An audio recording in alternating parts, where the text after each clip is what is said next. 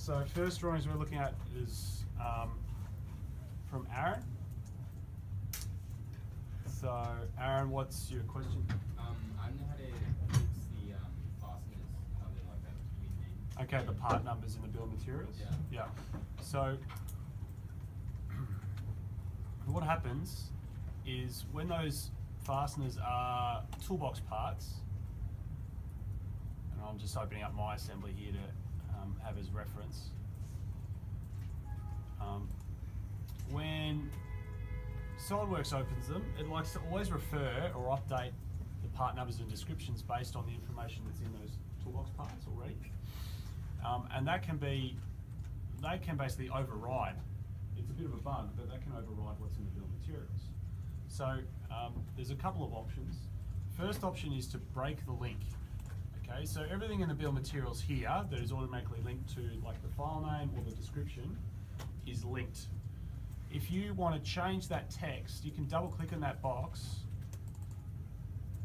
okay, and you'll get a warning like this pop up saying the cell value is linked.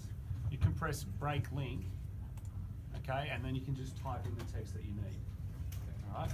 If you want to then remove that and get that link back, you just click on that box again and you hit delete, and that should then reset it, or it might be backspace actually, clear, like that. All right. So that's your first option. The second option is to actually totally replace the toolbox parts, because it can be sort of an ongoing issue, and this goes back to the toolbox parts not being suited to being on the server. Like if you're on your own computer, it probably wouldn't be so much of an issue. So the parts that I've got in my assembly, I've actually downloaded them from that website I showed previously, McMaster. So they've got some information there in the description, but the file name and the description I've updated, and so that now just will stay like that in the bill of materials. Okay. Good example. All right. Next, Rylan. So general assembly. What's your question here? There's more towards just the sheet. This sheet. It's just how to change the text in the boxes so it links to all the other sheets we have. That's right. Okay. Cool. So down the bottom here, where you've got, I think this is your question. Yeah. Name, number, part name, description. Yeah. Yeah. So a couple of weeks ago, we updated the sheet format. So the one that everyone's got should have, two dashes here and room here for your text.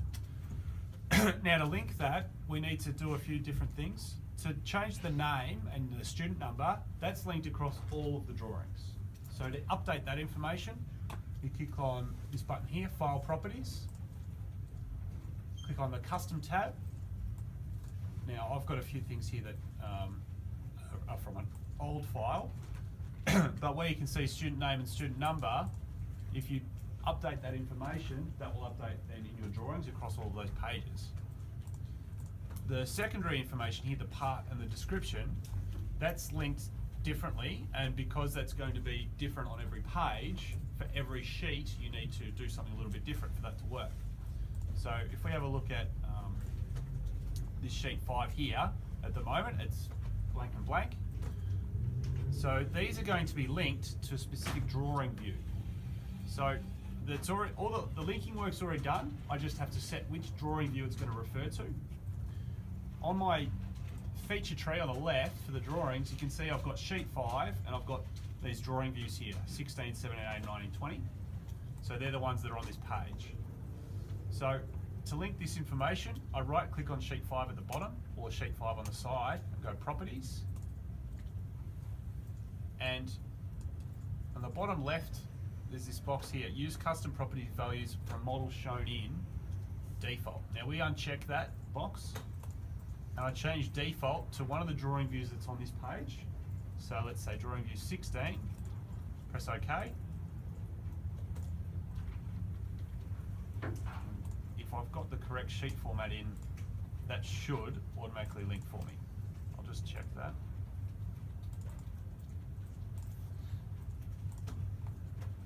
Make sure I've got the right sheet format.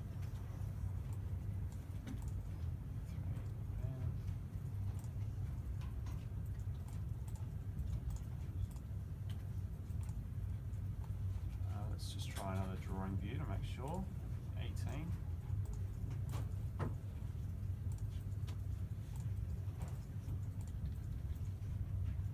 Alright. Test that out on another page just to get it working.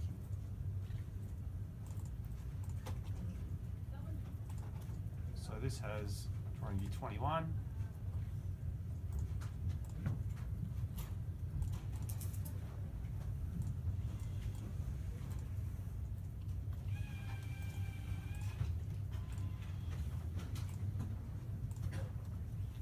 This page here. Properties. Drawing view 9.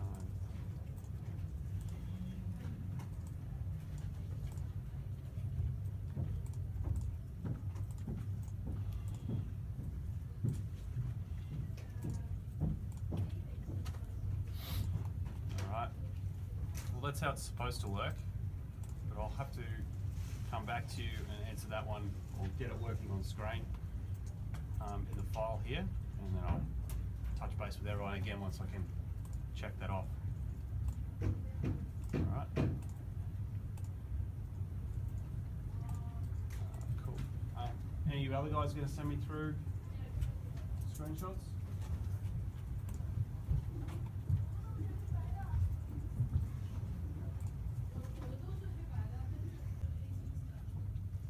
Alright, so that's how it's supposed to look. It's supposed to automatically be linked. Just not sure. You can see it's happened on this page now.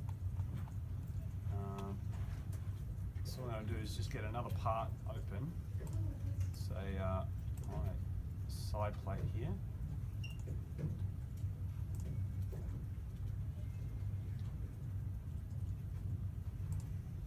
Put that in.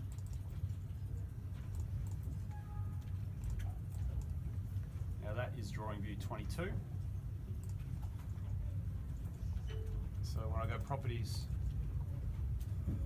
uncheck and go link to drawing view 22, okay, that's worked now this time. Alright. So the sheet format, as long as you've got the correct sheet format that I've sent, that's all you should have to do. Link it to a drawing view on the page and it will update that information. Okay.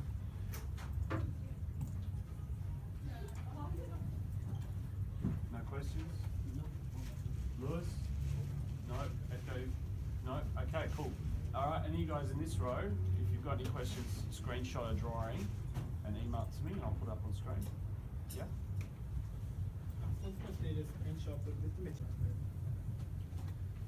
Alright, so with the sub-assembly pages, I'm just going to open up my sub-assembly file and just check it out. So the configuration I've got in this at the moment is prototype and default. I'm going to create a new configuration as well, called the before version. So what this before version is going to show is what this subassembly would look like before this part is pressed and formed to complete that subassembly. So you would have picked up obviously that when this is being assembled, that pivot pin cannot fit through the hole in the washer in its current state. All right, this is basically a post-forming appearance.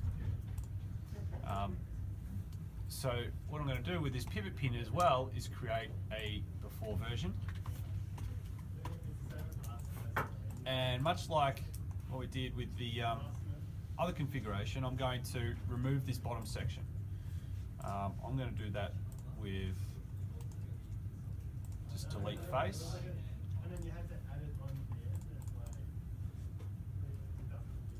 Oh, it doesn't want to patch it.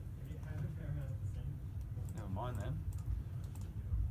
Did I do cut last time? I'll just unsuppress the cut and I'm going to select that face and move.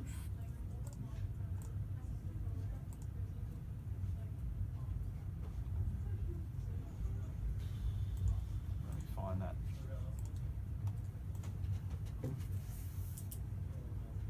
Customize.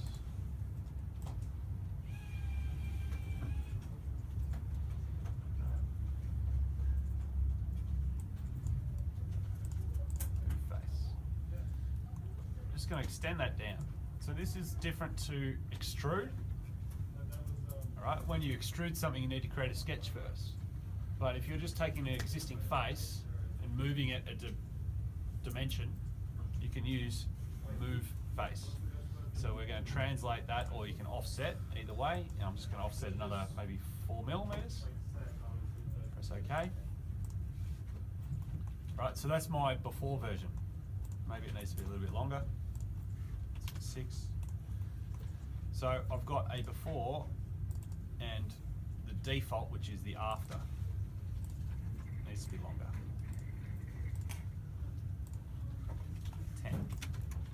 Okay, so save, close. Now in my before version here, I'm just going to click on that part. So this is in the before state in this before configuration. So I've got default, I've got before. Now in my default, I've also got an exploded view already. I want to copy that exploded view across to the before version. So in this configuration, I just select it, drag, and once it's highlighted over the before version, drop. So now that exploded view is in here as well. Save. Alright, now go back to my drawings. So I'll add that in here in a sec. So start with the basics. So standard 3 view. Now this should be, the standard 3 view should remain in the default configuration. Same as the isometric view.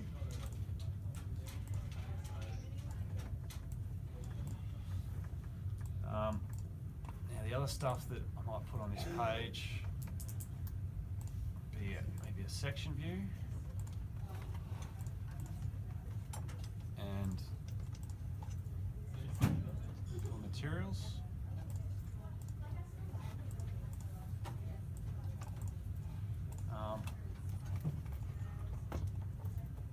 Now I may be able to arrange it all. This is at 1:1 scale, which is okay. And have the next sheet, which I'll do, I might be able to have that all on one page. I'm going to leave that up to you again. The key is just that it's not too cluttered. All right, that's clear enough that it's easy to read. So the bonus or advanced section is what I'm about to show you here. So I'm going to bump this up because it's on a separate page to 2:1. I'm going to have 3 drawing views. Okay. And I'm going to link these views or align them so they're all horizontal. So go alignment, horizontal by origin, click on the one on the left. So those two now will be in line. Same with this one over here.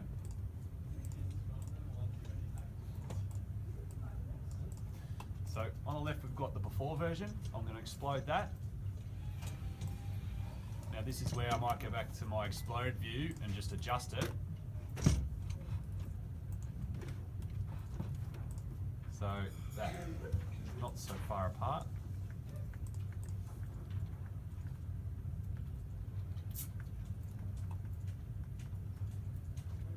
All right, a bit closer.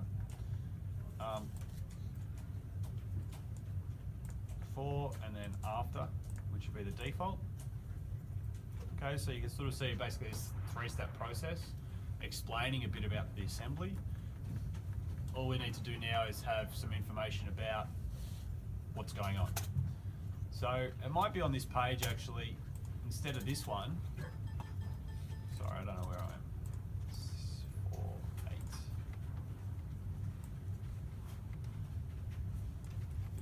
8. Okay, 7.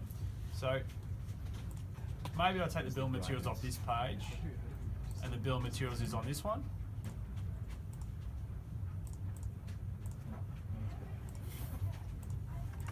All right, and I can identify in this view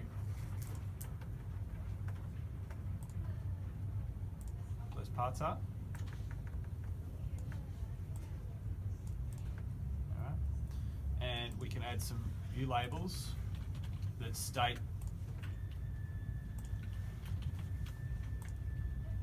go, what you're seeing. That's pretty basic what I've written there, before, during, after. But you get the idea. So this might have a note here saying this view shows the finished part post forming, for instance. Just something to communicate to whoever's looking at the drawings, you know, in the factory or checking them or quoting them, to understand, okay, what a bit about the process, what's going to go on to create this little sub-assembly. Okay. How would they actually do that manufacturing process? Do they I mean, also there's the form bracket which needs to be like bent from the flat sheet. Yeah. Would that all remain flat and then they would machine and put a pin and then bend it in? Well, the form bracket's pretty easy, and we're actually going to create one Yeah. in the workshop next week, so you'll see how that's done. Yeah. It's very easy. This is a little bit more complex. I've seen it done before, but maybe not for this sort of thickness of material here, because this is quite a bit of material that you would be forming out to create that shape. Yeah. All right. Also in a difficult spot, I imagine, too. Perhaps, yeah. But this is just a project rather than a real object. Alright, while I'm on the drawings, anyone else have any other final questions or things they want me to show on screen? Things they're unsure about? I haven't been through a lot of the pages with some of the simpler parts, ones like this. Because what I really want you guys to do is think about what really needs to be on that page. So a couple of people I've told already that may have had on this one, for instance, a top and a side view. What is it you're getting out of this view being on the page? Just the width and the height. Width and the height. And the thickness. Okay, but I can get, if I want the total height, I should be able to get it if I can get my mouse to work properly. From this view here.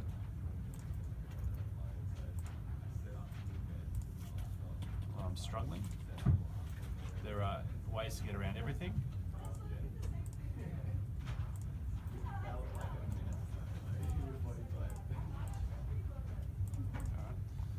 And so that's the height, that's the width, even though it's a radius, that's fine. Okay, so what else might it tell me? The thickness. If you want to put the thickness information in, you can put it here in your bill of materials. Or you can put an annotation on the page.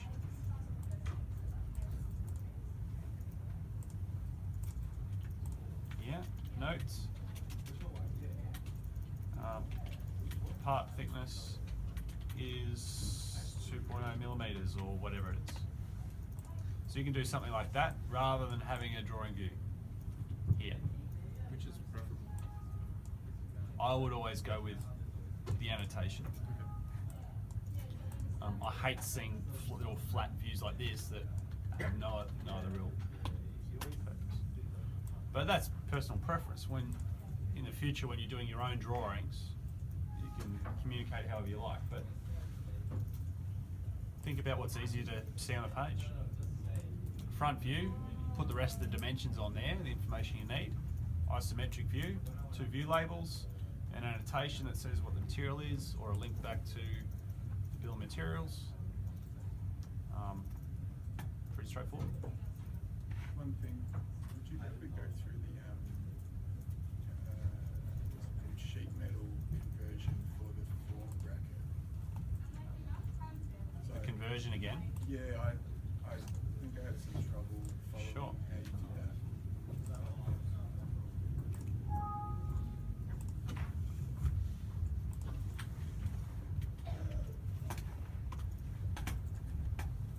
All right.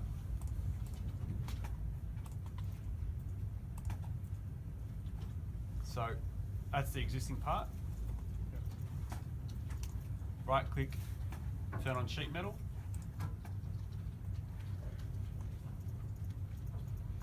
Click on convert to sheet metal. Change the thickness to 3mm. Select the top face. Select collect all bends. Press OK. Press OK. You're done. And you can flatten it. And then in your drawings you can add a flat pattern as well. When you do that, it's going to screw with all your mates in your assembly. You have to go to your assembly and fix a lot of the mates up. Alright, so the reason for that is even though the shape is exactly the same, those surfaces have turned from what they were previously to now sheet metal. So even though everything's in the same position, the references for some of the mates have been lost. So you just need to update the mates to make sure they're okay. Okay, so everything we've done so far with our modelling has been single body models. So all of our parts, whether we've had the side plate or the wheel or the pivot pin, there's just one body in that file. That's one way of modelling, which can be effective, particularly when you have really complex designs. When you've got simpler designs, sometimes though it can be quicker to actually, instead of model everything in individual parts, where the pulley with 7 parts in 7 files, you can model all of those parts in the one file. And what that's called is multi-body modeling. Now, where it can be really useful is for objects like the mouse, okay? So if anyone does decide to do a life-size object of the mouse, and there's a few people where their object choice will relate to the style of modelling I'm about to show you, it's much better to model that as one part file rather than multiple part files. So if you look at the mouse that you've got on your desk, it'll have the top surface as one part and the bottom or side surface as another part. Okay, so you know they snap together, they're 2 separate parts injection molded. But looking at the shape of them, they have the same sort of exterior curves. Now if you're trying to model those as 2 separate files and get those curves to match exactly, you're going to have a really difficult time doing it.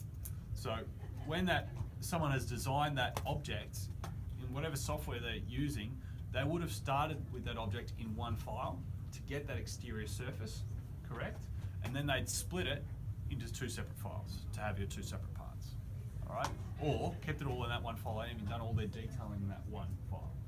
So what I'm going to show you now in this demo is how we can actually model the pulley, and I don't need you to recreate this, but how we can model the pulley really quickly in just one file, but still maintain all those separate parts. Right? So the way I'll start this is with the form bracket. All right, I'm just going to delete some of those features though. So we're just starting with the basic form bracket. So the way you start any multi-body file, the same as you would any other part. Where it gets different is then when you start to add your next parts in. So now what I'm going to do is add in the bush. So I know where the bush goes in this assembly, in here.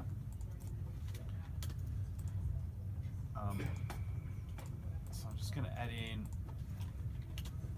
these holes. Now that bush extrudes 25mm, right?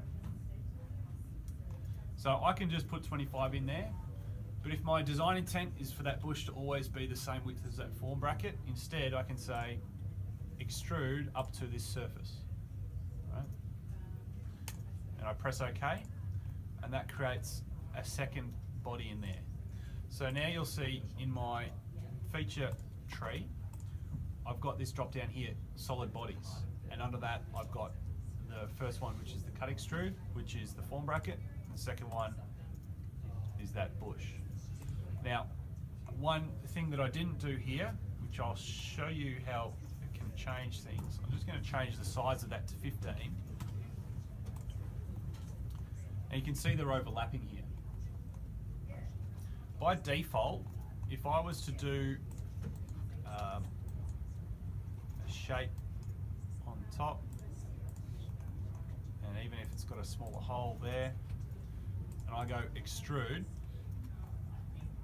the default is going to have this box here on the left. It says merge result. It's going to have that checked.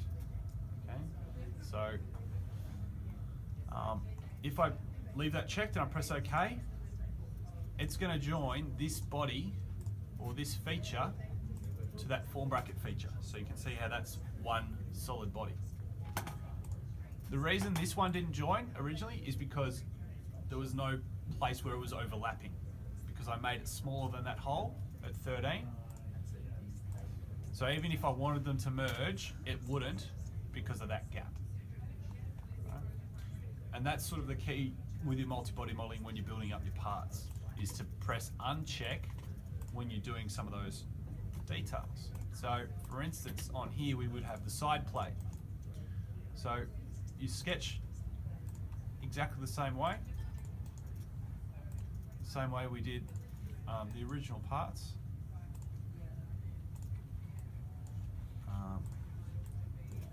Cut some corners.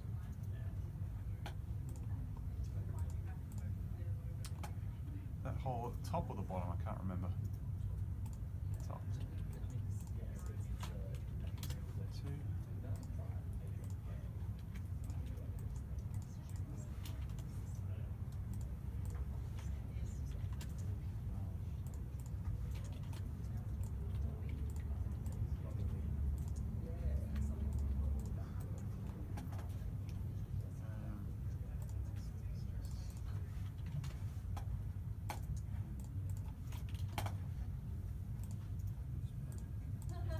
Sorry? It was bottom? I'll fix that up.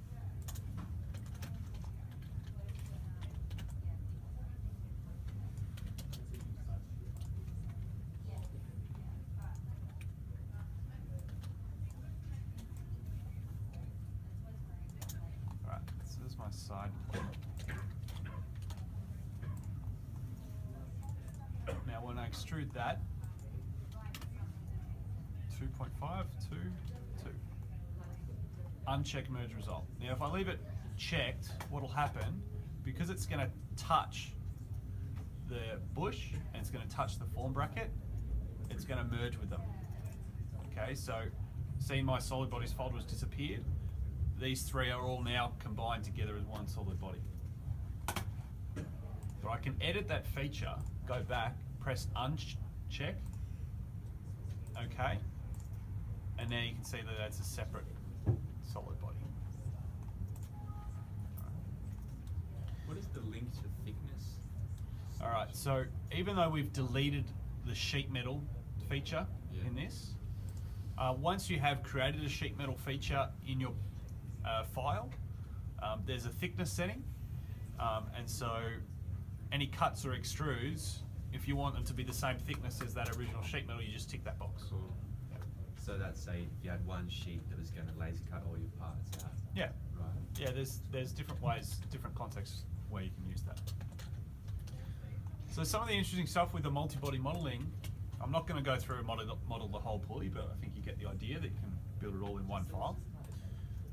Is that you can use details of one part to then cut across another, or you can use references of one to sort out the position of another detail on another part. So for instance here, I've just drawn a line so that I can get a circle in the middle of that line. And I'll make this line for construction. Now it's on this face here, but I want to cut this all the way through the form bracket, but not the side plate. When I'm cutting, you'll see in your feature tree, feature scope down the bottom. Now you can select all bodies, in which case it'll just cut through everything. Or you can press selected bodies, and then you can just select which body you want the feature to happen to. So just the cut extrude, press OK. And so you can see it's gone through this body, but not the original.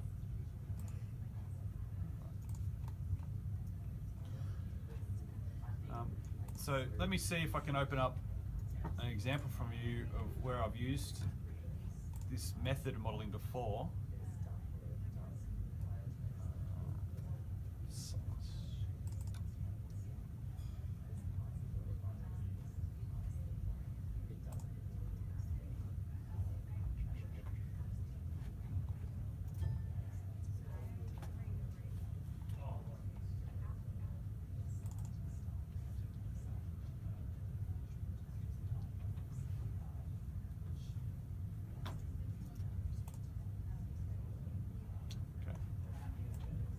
So let's remove the appearances.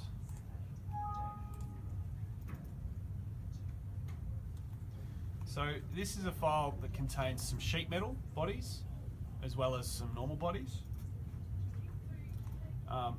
If I press, when you have or convert a part to sheet metal, instead of the folder saying solid bodies, it'll say cut list, right? But it's essentially the same thing.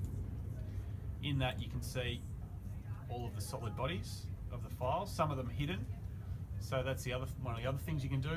Like in an assembly where you can hide parts and make them transparent, you can do the same thing in a part file. So for instance, this part here, this body, I can right click and go change transparency and then see through. All right, so you can do those sort of things. You can also rename these bodies. So if you wanted to, if we just use the pulley for an example here, I can rename this to either P06 or the bush, P3, P04. All right, so you can rename them there. I'll come back to what that leads to in a second. You can rename those bodies as well. You can also put them into folders. So there's a folder here for the shelf bracket, which is basically a separate part that I started with in this assembly. And you can have multiple sheet metal bodies. Okay, so I've got, when I press flatten here, it's just going to select randomly one of the parts. Selected that one here. Okay, so I can press flatten, it'll flatten that body. But this main section here is also sheet metal. So if I select that face and press flatten, it's going to flatten out that body. So modelling in this way, and I'll just unfreeze.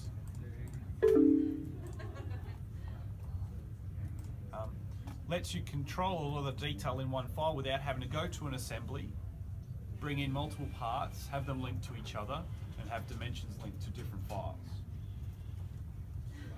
Where there is a limitation is when your part starts to get really complex.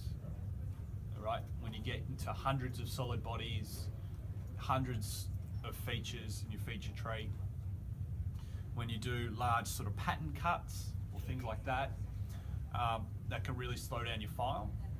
And also, it means that any errors that you have can be magnified. So when you have a critical error in your first couple of features because you've made a mistake or changed something, that can lead to a lot of errors down your feature tree.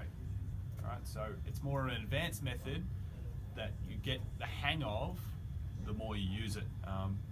But there's always just be careful, you know, when you are building your models to make sure that you're following the correct steps along the way to try and minimise any of those sort of errors. Yeah. Is it the same process to do drawings from this, like exploded views and things? Yeah, that's a good question. So you can. Yes, it is pretty much the same process. So if I wanted to make a drawing of this file, actually I might already have one. Well, I've got the PDF versions, but I'll just show you in SolidWorks what it looks like. So if I want to do a isometric view of that, there it is there. That's the whole object though. If I want it to just do one of those parts, and then I go model view, I select that, and then I've got this button here that says select bodies. So I press select bodies, and then I can go in and select either one or multiple bodies that I want to do that drawing for. So if it's a sheet metal body, like that one, press OK, drop that view, because it's sheet metal, I have the option here of selecting flat pattern as well. It'll take a few seconds, but once that loads, that'll load the flat pattern for that body, okay, rather than the whole part.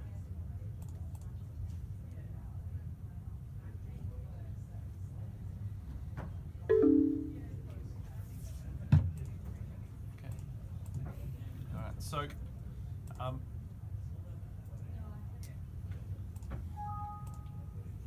just coming back to this pulley example.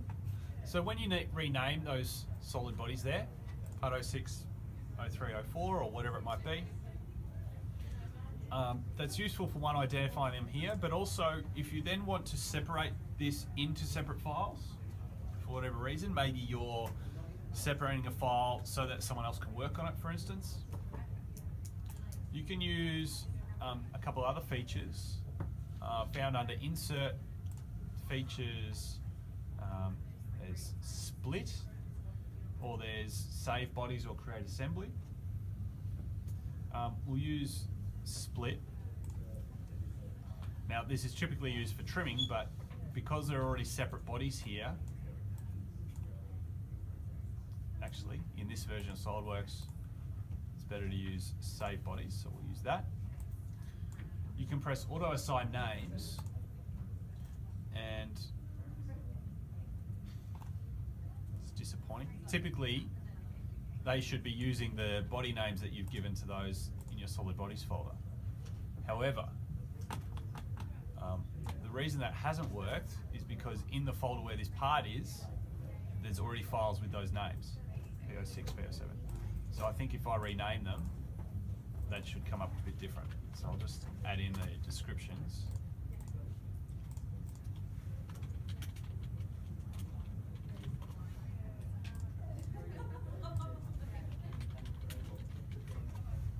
Try that again. Insert, Features, Save Bodies, Assign Names, so you can see they're automatically there. All right. You can also create an assembly. So I go Browse and just type in your assembly name, Test Assembly, press OK. Now you don't have to split everybody, you can just check the ones that you want to as well. Press Save, press OK. That'll split each of those solid bodies into its own part file, and it'll also create an assembly where it brings them all together.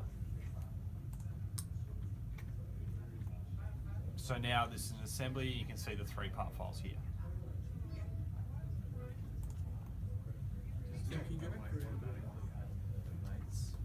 Okay, so there's no mates. So you can see each of these 3 parts is fixed. So they're fixed in the same position that they are in the original part, but there's no mates to them. If you want to mate them, you just go through the normal process. You'd float them, and then just use your normal mates. There's a question over there? I was going to say, can you go back through and do that? Sorry? Can you go back through and separate them into what you just did? Go through it again. Yep, so now, just so everyone saw what I did, I deleted that Save Bodies feature. If I go to the assembly now, it's all gone because I've deleted what created that split. Insert, Features, Save Bodies. Yep. Press Auto Assign Names. It'll name them based on your names here if those files don't already exist Yep. in your folder. So how this can tie into the life size of project is you might model your object and you might model the whole thing in one part file to begin with to get all the detail or the basic overall shape there, and then later on you might split it, or it might just stay in the one part file. Either way is fine. You can still create exploded views in parts as well. So you can right click on the configuration and go New Exploded View. This is a new feature with 2017 SolidWorks. So whereas previously you could only do exploded views in assemblies, now you can do them in parts as well.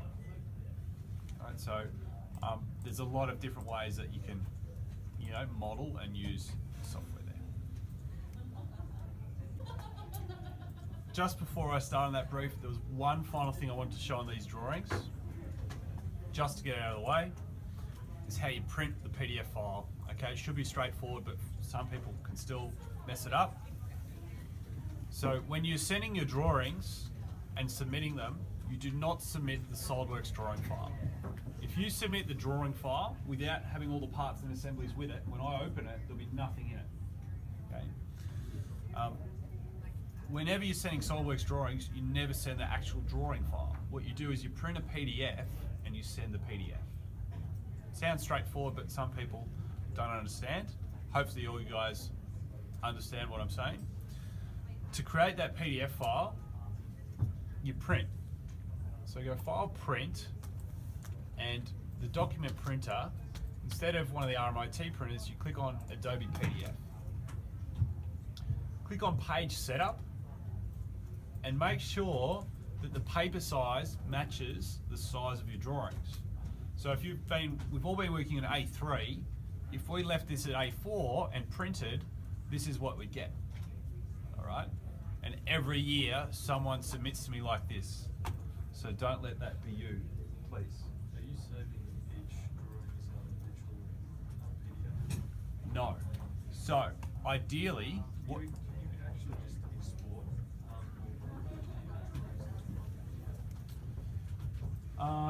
there are macros that let you do that. For this project, you should have created all of your drawings in one file. Yeah. If you haven't, No, I meant through SolidWorks. Yes. I think just yeah, I'll just get to that in a second. If you haven't done it in one file, you have to print PDF for every page and then put them in one file. Please do not send to me 11 PDF files.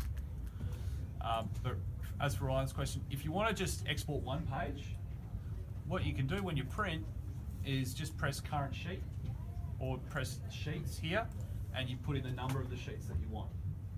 Right? Now that will do, if you do multiple sheets there, we'll put them in one PDF file. But if you just want an individual sheet, just go current sheet and it'll just do that one. And then you can do another page, just that one. So what you guys should be doing is all sheets, page setup, change that size to A3. Scale should be left at 100% as well. Press preview. You can flick through the pages, go next page, check that all the details there, etc. When you're happy, press print and OK, and you basically save the PDF file, right? And that's the PDF file that you'll be able to submit to me with your documentation.